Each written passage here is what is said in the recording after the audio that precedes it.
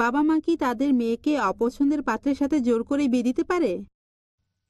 বোন প্রশ্ন করলেন যে ইসলামকে অনুমতি দেয় বাবা মা জোর করে মেয়েকে তাদের পছন্দ মতো পাত্রের সাথে বিয়ে দেবে, কিন্তু মেয়ে পছন্দ করে না।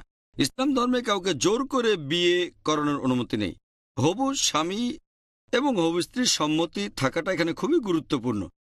স্বামী স্ত্রী দুজনেই, হবু স্বামী স্ত্রী দুজনেই বিয়েতে রাজি থাকবে, শুধুমাত্র তাহলে এই বিয়েকে আইনসিদ্ধ বলে ধরা হবে। বাবা মা সন্তানকে এই ব্যাপারে গাইড করতে পারেন, তারা মেয়েকে উপদেশ পরামর্শ দিতে পারেন, এটা ভালো।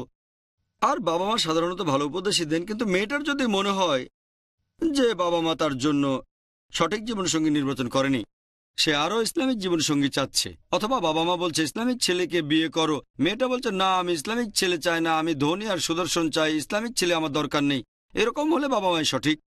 এক্ষেত্রে সওয়াব পাবেন বাবা মা, তারা মেয়েকে সরল পথে থাকার জন্য জোর করছে। তবে মেয়েটা যদি মনে করে বাবা মা একজন ধনী সুদর্শন ছেলে পছন্দ করেছে, কিন্তু সে চাচ্ছে ধার্মিক ছেলে, ধার্মিক স্বামী, এমন ক্ষেত্রে মেয়েটা সঠিক। দেখতে হবে কোন পক্ষ কোরআন সুন্নাহর পক্ষে আছে।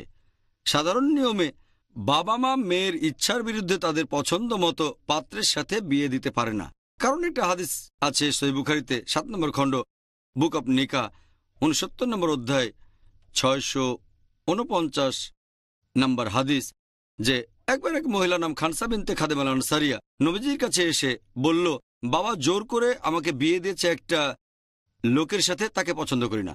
নবীজি বিয়েটা বাতিল করে দিলেন।